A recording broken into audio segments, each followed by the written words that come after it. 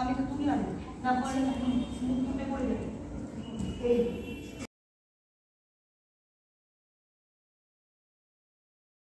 1 2 3 4 5 6 7 8 9 10 11 12 13 14 15 16 17 18 19 20 1 2 3 4 5 6 7 8 বৈশাখের তপ্ত হাওয়ার প্রবল দখলে সারা পৃথিবী কম্পিত, শঙ্কায় তার শুকায় তালু, বট্ট হাসিল মরুর বালু, শুষ্ক পক্ষের দানবদস্যু শুষে নিতে চায় হাসে অশ্রু,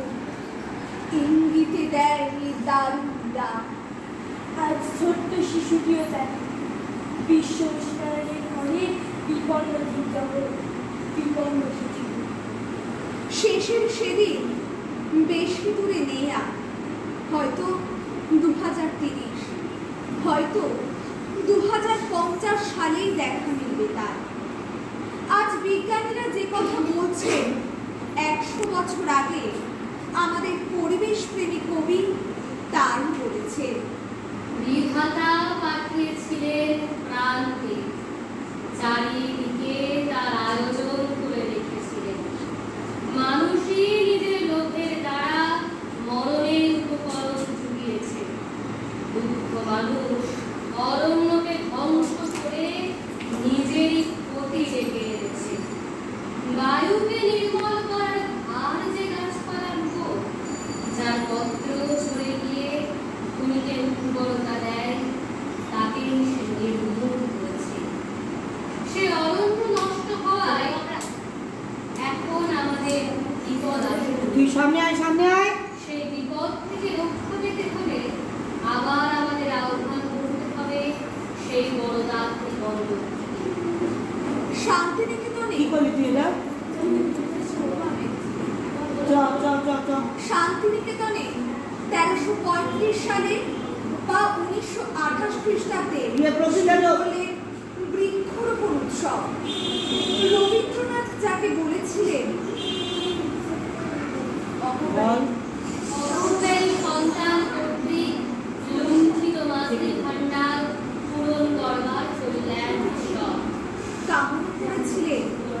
এই অনুষ্ঠানের ফলে চারিদিকে তরুণ ছায়া বিস্তীর্ণ হোক, ফলে শস্যে প্রতিবেশ হোক, শোভিত আনন্দিত হোক। নাকি আছে তাও বেশি অনেক কর, থামছিস কেন? থামিস না, কন্টিনিউ কর এটা। আজ আমাদের নিবেদন, দাও ফিরে অরণ্য।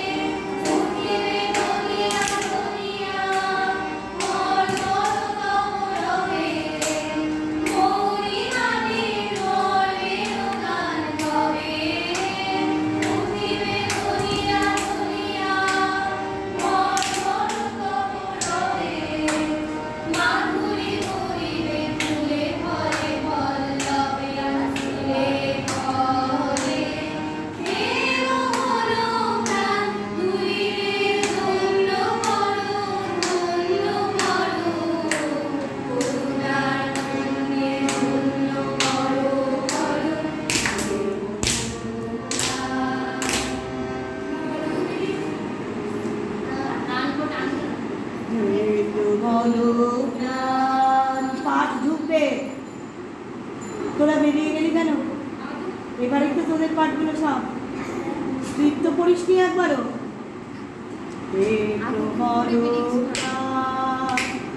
তারপর কি আছে পড়বে? হ্যাঁ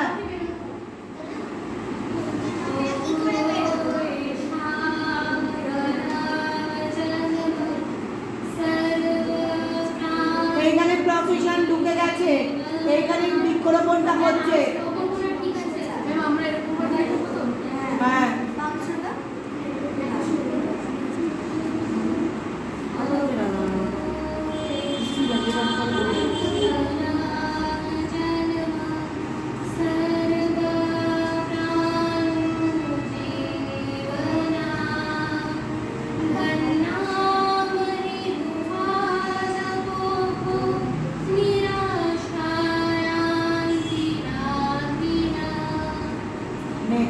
বৃক্ষের জন্ম শ্রেষ্ঠ। এখানে তোদের কিচ্ছু করণীয় নেই। এটা কন্টিনিউ হয়ে যাক, যা চেঞ্জ করার পরে হবে, ভিডিওটা হোক। ইহাদিগকে অবলম্বন করিয়া জীবিত থাকে। বৃক্ষগণে ধন্য, যাচকেরা ইহাদের নিকট হইতে নিরাশ হইয়া ফিরিয়া যায় না।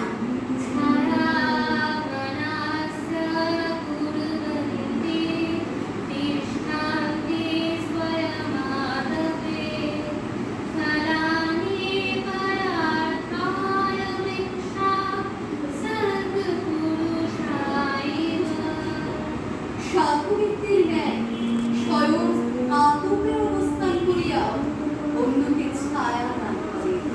ইহাদের ফলগুলিও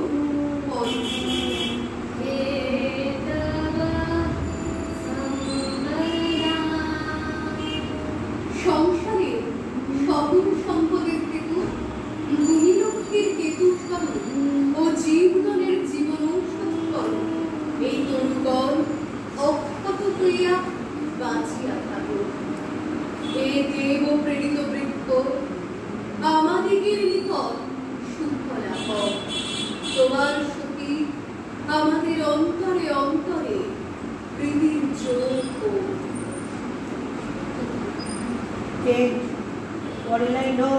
বক্ষের ধন হে ধরণী, ধর ফিরে নিয়ে তব বক্ষে শুভ দিনে এর দীক্ষিত করে আমাদের চিরসখ্যে। অন্তরে পাক কঠিন শক্তি, কোমলতা ফুলে পত্রে। পক্ষী সমাজে পাঠাক পত্রী, তোমার অন্ন সত্রে। ইন্দ্রের ধীরি বাজাও গম্ভীর মন্ত্র স্বরে, মৃদুর অঙ্গরে আনন্দিত প্রাণের স্পন্দনে জাগু এ শিশু বৃক্ষ।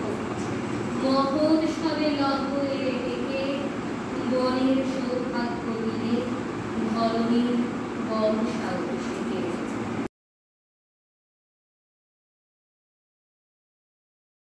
নিঠুর দ্বন্দ্ব ঘোর কুটিল পন্থ তারি লোভ জটিল বন্ধ।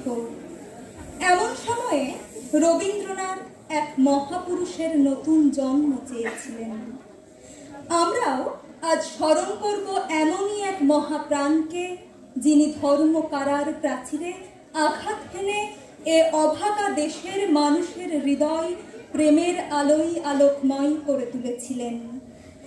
তার উদ্দেশ্যে সত্যেন্দ্রনাথ বলেছিলেন, বাঙালির হিয়া অমিয় মথিয়া নিমাই ধরেছে কায়া। আজ তাকে স্মরণ করে আমাদের নিবেদন, কর ত্রাণ মহাপ্রাণ আনো অমৃত বাণী। গ্রন্থনায় কাবেরী বিশ্বাস, পরিচালনায় মহুয়া চক্রবর্তী, অংশগ্রহণে বিদ্যালয়ের ছাত্রীবৃন্দ, যন্ত্রানুষঙ্গে দেশপ্রিয় গোস্বামী ও গৌতম দাস, প্রযোজনায় Baharampur Lipika memorial girls high school.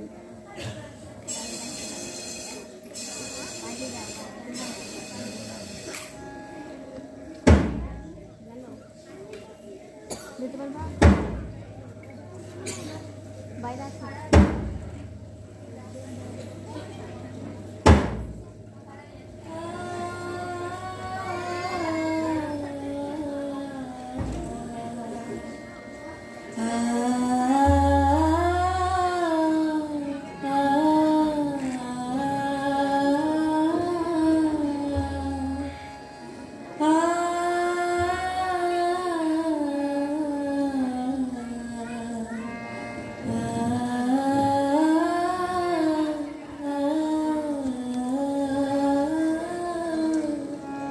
মধ্যযুগের বাংলা সিংহাসনে তখন বিধর্মী শাসক, হিন্দু সমাজ এক অজলায়তনে পর্যবসিত, জাতপাত ধর্মীয় গোড়ামির সংকীর্ণতায় শতধা বিভক্ত, আচার বিচারের পঙ্কিল আবর্তে হারিয়ে গেছে মানুষের অধিকার।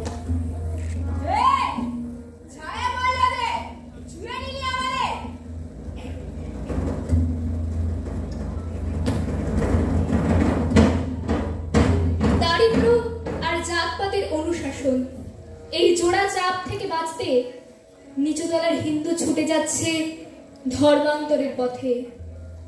এমনই এক যুগসন্ধিতে জন্ম নিলেন এক মহান পুরুষ, এক বিপ্লবী।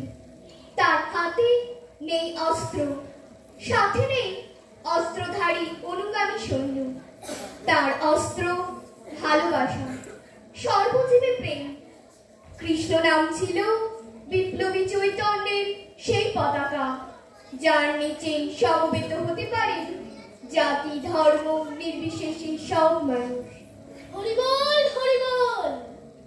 প্রভু কহে, আমি বিশ্বম্ভর নাম ধরি, নাম সার্থক হয় যদি হরি প্রেমে বিশ্ব ভরি। এমন প্রেম মাখা হরি নাম, এমন প্রেম মাখা হরি নাম,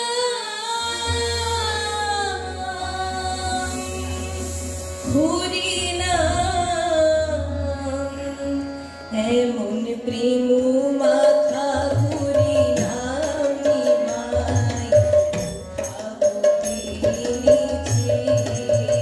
ও নাম একবার শুনে হৃদয়ে বিনে, একবার শুনে হৃদয়ে বিনে আপনি বেজে উঠেছে সুধা মাখা, এমন মধু মাখা হরি নাম, কোথা হতে এনেছে। নামধানে মাতোয়ারা চৈতন্য কাছে আসেন অস্পৃশ্য মানুষের। দেখিলে পাতক মোড়ে পরশিলে স্নান, মুই কি বলিব প্রভু তোমার আখ্যান। চণ্ডাল চণ্ডাল নহে যদি কৃষ্ণ বলে, বিপ্র বিপ্র নহে যদি অসৎ পথে চলে। চৈতন্যের উদার বক্ষে ঠাঁই পেল সমাজের অন্তযোগ, অস্পৃশ্য পেল মানুষের মর্যাদা। জবন হরিদাস হলেন তার অন্তরঙ্গ পার্ষদ।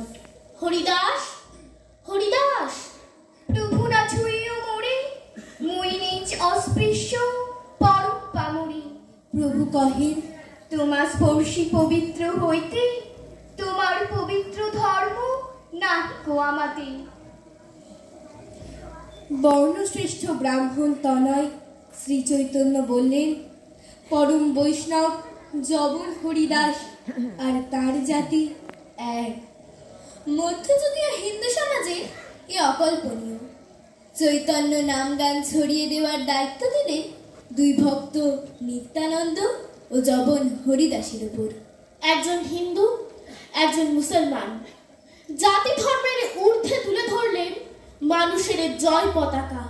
হরিহরায় নমো কৃষ্ণ যাদবায় নমো, যাদবায় মাধবায় কেশবায় নমো। হরিহরায় নমো কৃষ্ণ যাদবায় নমো, যাদবায় মাধবায় কেশবায় নমো। গোপাল গোবিন্দ নাম শ্রী মধুসূদন,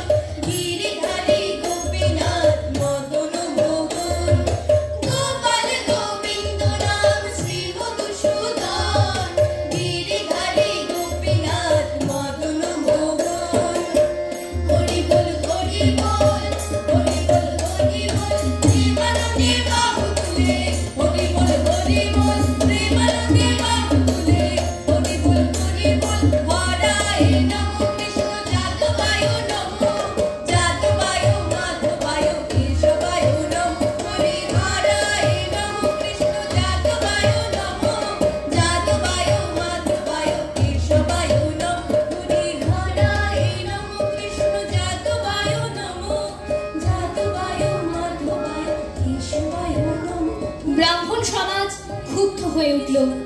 কিছু গোড়া হিন্দু ও মুসলিম নালিশ করলেন কাজীর কাছে। কাজী পথে পথে সংকীর্তন বন্ধ করার হুকুম দিলেন। নিমাই মানলেন না শাসকের নির্দেশ। ভক্তদের বললেন, নগরে নগরে আজি করিব কীর্তন, সন্ধ্যাকালে কর সবে নগর মণ্ডন। চাঁদকাজের কীর্তন বন্ধের আদেশের বিরুদ্ধে অগণিত ভক্ত সহ চৈতন্য নামলেন পথে। শুধু বৈষ্ণবরা নয়, পথে নামল সাধারণ মানুষও। রচিত হলো শাসকের অন্যায্য আদেশের বিরুদ্ধে প্রথম অহিংস নাগরিক আন্দোলন। হরি বল হরি বল হরি হরি হরি বল, মুকুন্দ মাধব গোবিন্দ বল, হরি হরি হরি বল, হরি হরি হরি বল, মুকুন্দ মাধব গোবিন্দ বল, গোবিন্দ বল জয় গোপাল বল, গোবিন্দ বল জয় গোপাল বল, মুকুন্দ মাধব গোবিন্দ বল, হরি হরি হরি বল, হরি হরি হরি বল, মুকুন্দ মাধব গোবিন্দ বল, হরি হরি হরি বল, হরি হরি হরি বল, মুকুন্দ হরিনাম করতে করতে কাজীর বাড়ি পর্যন্ত চলে এই অভিযান। কাজীর দরজায় বসে ডেকে পাঠালেন তাকে। কাজী এলে চৈতন্য বললেন, আমি আইলাম তোমা অভ্যাগত, আমার দেখি লুকাই না, এ ধর্ম কে মতো? কাজী কহে, তুমি আইলা ক্রুদ্ধ হইয়া, তোমার শান্ত পরিবারে রহিম লুকাইয়া, এবে তুমি শান্ত হইলা, আসি মিলিলাম, ভাগ্য মোর তোমা হেন অতিথি পাইলাম। সফল নাগরিক আন্দোলন আর মধুর ব্যবহারে নিমাই জয় করে নিলেন কাজীর মন। হরিনাম সংকীর্তনের উপর বিধিনিষেধ তুলে নিলেন কাজী। বললেন, মোর বংশে যত উপজীবে তাহাকে তালাক দিব, কীর্তন না বাঁধিবে। হরিবল হরিবল হরিবল, ভজ গৌরাঙ্গ তব গৌরাঙ্গ, তব গৌরাঙ্গে নাম রে, ভজ গৌরাঙ্গ তব গৌরাঙ্গ, তব গৌরাঙ্গে নাম। চারিদিকে তার আয়োজন করে রেখেছিলেন। মানুষে নিজের লোভের দ্বারা মরণের উপকরণ জুগিয়েছে। লুব্ধ মানুষ অরণ্যকে ধ্বংস করে নিজের ক্ষতি ডেকে এনেছে। বায়ুকে নির্মল করার ভার যে গাছপালার উপর, যার পত্র ঝরে গিয়ে ভূমিকে উর্বরতা দেয়, তাকেই সে নির্মূল করেছে।